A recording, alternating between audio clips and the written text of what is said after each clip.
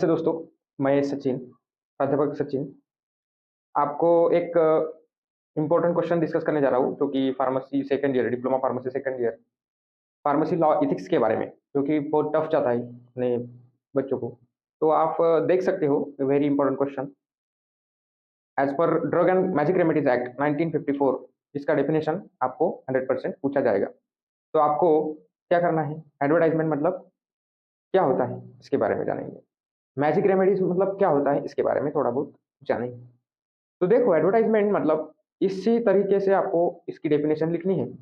जैसे कि it includes, क्या क्या इंक्लूड है इसमें? पहला ए पॉइंट और बी पॉइंट, दोनों पॉइंट लिखना है।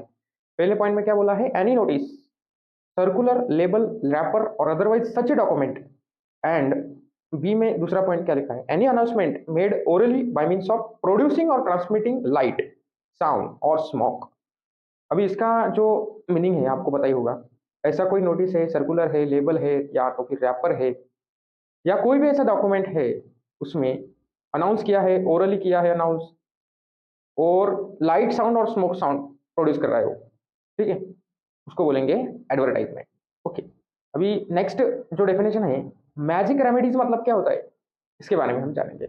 तो व्हाट इज मैजिक रेमेडीज? आपको तो इसका मीनिंग पता ही होगा। मैजिक रेमेडीज मतलब कोई भी ऐसी चीज जिससे मैजिक हो, मतलब जादू हो, को बोलेंगे मैजिक रेमेडीज। तो देखो, इट इंक्लूड्स क्या क्या है? Talisman, mantra, kavach, and any other charm claiming to possess miraculous power. Charm claiming मतलब कोई भी जादू है, जैसा कि जादू है ऐसे क्लेम कर रहा है। पजेसिंग, पजेस मिरेकलस पावर, उसमें एक जादुई पावर है। इट इंक्लूड्स talisman, mantra, कवच and any other charm claiming to possess miraculous powers। किसके लिए जादू, किसके लिए चाहिए? A, for diagnosis, treatment and prevention of किसका? Any disease in human being और एनिमल। और बी, दूसरा पॉइंट, फॉर अफेक्टिंग और altering structure of organic function of the body और एनिमल। ओके, मतलब एनिमल को और ह्यूमन को ऐसा कोई जादुई है, मिरेकुलस पावर है, ऐसा कोई मैजिक रेमेडी है कि जो क्लेम कर रहा है कि डिसीज और डिसीज के लिए और डिसऑर्डर के लिए वो ट्रीटमेंट में काम आएगा, या फिर उसको प्रिवेंट करेगा, या फिर कैसे कोई भी ऐसा डिसीज डिसऑर्डर हो। ओके, आपको तो मालूम है कौन से डिसऑर्डर्स है। बी पॉइंट क्या बोल रहा है? अफेक्टिंग और अल्टरिंग स्ट्रक्चर, अफेक्ट करना किसको? Organic function of body, body और एनिमल के, उसको अल्टर करना मतलब उसमें कुछ बदलाव लाना, ठीक है। तो ये दोनों डिफिनेशन बहुत इंपॉर्टेंट है फाइनल एग्जाम के लिए। तो देखो, अभी दूसरा क्वेश्चन हम जानेंगे। Describe the general labelling condition of drug under DNC act. अभी ड्रग के लिए लेबलिंग कंडीशंस क्या क्या होती है, जरूरी है, 3 मार्क का क्वेश्चन है, वेरी इंपॉर्टेंट क्वेश्चन। देखो, जनरल लेबलिंग कंडीशन, पहला, particulars which should be appear on label includes. अभी जो लेबल आप बना रहे हो उसमें सब पर्टिकुलर्स होने चाहिए। कौन कौन से पर्टिकुलर्स होने चाहिए? ये सारी विशेषताएं होनी चाहिए। प्रॉपर नेम होना चाहिए ड्रग का, प्रिंटेड होना चाहिए, more conspicuous than the trade names if any in different color and appear just after under proper name। proper color दिखना चाहिए, printed in more conspicuous than trade names। Okay, दूसरा point क्या बोल रहा है? स्टेटमेंट ऑफ नेट कंटेंट, जैसे कि weight, volume, number of units, सारी चीजें इसमें चाहिए। With in, with active ingredient. Okay, उसमें एक्टिव इंग्रेडिएंट का वेट कितना है, वॉल्यूम कितना है, यूनिट्स कितना है, ये सारी चीजें उसमें ऐड करना है। तीसरा पॉइंट क्या बोलता है? मैन्युफैक्चरर का नाम चाहिए, एड्रेस चाहिए, बैच नंबर चाहिए उसका, डिस्टिंक्टिव बैच नंबर, जो प्रोडक्शन हो रहा है उसका बैच नंबर चाहिए। इन्फॉर्मेशन रिगार्डिंग इट्स पोटेंसी, वो कितना पोटेंट ड्रग है उसकी इंफॉर्मेशन भी चाहिए उसमें, पर्टिकुलर्स में। मैन्युफैक्चर एक्सपायरी डेट तो चाहिए, मैन्युफैक्चर की डेट और एक्सपायरी डेट। स्टोरेज कंडीशन उसके क्या क्या है, ये भी सारी चीजें चाहिए। इसके लिए लेबलिंग कंडीशन के लिए, if any with special provision. Okay, storage condition अगर जैसे कि स्टोरिंग कूल और स्टोरिंग कोल्ड प्लेस, आपको ऐसा आता है। तो देखो, मैन्युफैक्चरिंग लाइसेंस नंबर भी चाहिए, और शेड्यूल, कौन से ड्रग का शेड्यूल है, कौन से शेड्यूल का ड्रग है, ये भी चाहिए। जैसे कि शेड्यूल एच वाले ड्रग है जो प्रिस्क्राइब किए जाते हैं रजिस्टर्ड मेडिकल प्रैक्टिशनर से ही प्रिस्क्राइब किए जाते हैं, ओवर द काउंटर ड्रग में नहीं आता है। किस शेड्यूल में है? शेड्यूल सी, शेड्यूल जी, शेड्यूल एच, शेड्यूल के, शेड्यूल C1, शेड्यूल एच, ये सारी चीजें आपको लिखना है लेबलिंग कंडीशन में। डोज कितना है ये लिखना है। कॉशंस एंड वार्निंग, मतलब क्या क्या वार्निंग है उसके ऊपर, कैसे लेना है। ओके, ये सारी कॉशन मतलब क्या क्या अपने को प्रिकॉशंस लेना है उसके बारे में, ठीक है। कहाँ पे अप्लाई नहीं करना है, कहाँ पे अप्लाई करना है, ओरली लेना है या फिर लोकली लेना है, ये सारी चीजें कॉशन एंड वार्निंग में आएंगी, ठीक है।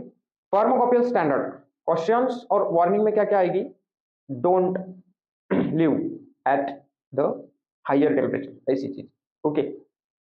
चिल्ड्रन से दूर रखें, ओके। फार्मास्यूटिकल फार्माकोपियल स्टैंडर्ड में अगर कुछ स्टैंडर्ड है, फार्माकोपियल स्टैंडर्ड जैसे कि IPBP, इस हिसाब से बनाया गया फार्मूला है, तो ये सारी चीजें लेबलिंग कंडीशन में आएगी।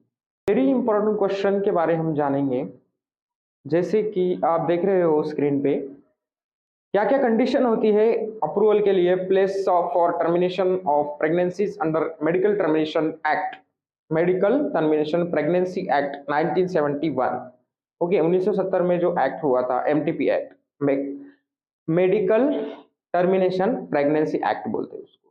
उसके लिए अप्रूवल के लिए उस अप्रूवल के प्लेस के लिए कौन सी कंडीशन होना जरूरी है, ओके।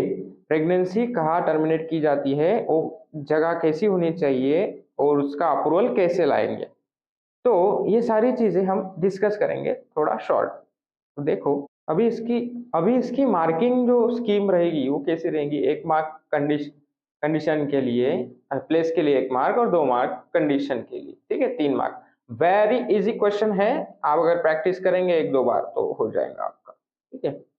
तो देखो यहाँ पे आपको स्क्रीन पे दिख रहा होगा प्लेस कैसे होने चाहिए, प्लेसेस, द प्रेगनेंसी में बी टर्मिनेट बाय RMP, मतलब रजिस्टर मेडिकल प्रैक्टिशनर से ही होनी चाहिए, okay, at the following places and those places should fulfil the condition of the facilities, और वो जो प्लेस है वो सारी चीजें फुलफिल करनी चाहिए, सारी कंडीशंस फुलफिल करनी चाहिए, वहां पे वो प्लेस में सारी फैसिलिटीज मौजूद होनी चाहिए, ABC के बारे में, ABCD। तो पहली फैसिलिटी कौन सी, गवर्नमेंट हॉस्पिटल होना चाहिए, ओके।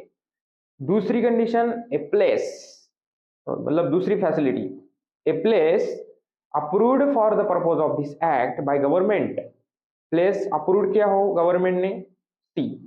तीसरा पॉइंट क्या बोलता है, the government is satisfied that the termination of pregnancies may be done therein under safe and hygienic condition, and जैसे कि गवर्नमेंट सेटिस्फाई होनी चाहिए इस बात से लेके कि प्रेगनेंसी यहाँ पे टर्मिनेट हो सकती है क्योंकि यहाँ पे सेफ और हाइजीनिक कंडीशन में है प्लेस, ओके।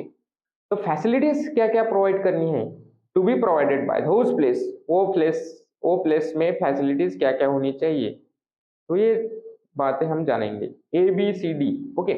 ए क्या बोलता है, any operation table and instrument for performing abdominal और गाइनकोलॉजिकल सर्जरी, ओके। ऑपरेशन टेबल होना चाहिए, इंस्ट्रूमेंट होना चाहिए, एब्डोमिनल सर्जरी करने के लिए, एब्डोमिनल सर्जरी करने के लिए या गाइनकोलॉजिकल सर्जरी करने के लिए ऑपरेशन टेबल इंस्ट्रूमेंट होना जरूरी है।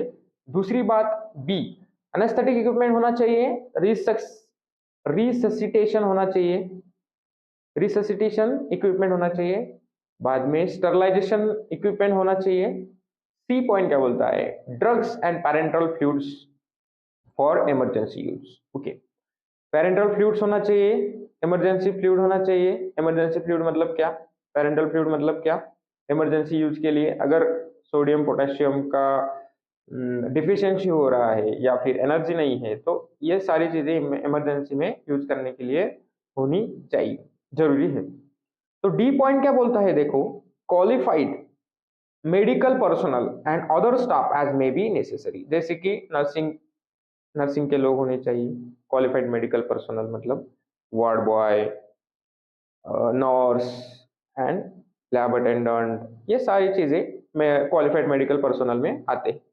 तो ये सारे स्टाफ नेसेसरी, स्टाफ एज में भी नेसेसरी, जो जो जरूरी है वो सारी चीजें, वो सारा स्टाफ मौजूद चाहिए, फैसिलिटी ये सारी चाहिए मेडिकल टर्मिनेशन प्रेगनेंसी टर्मिनेट करने के लिए, ओके।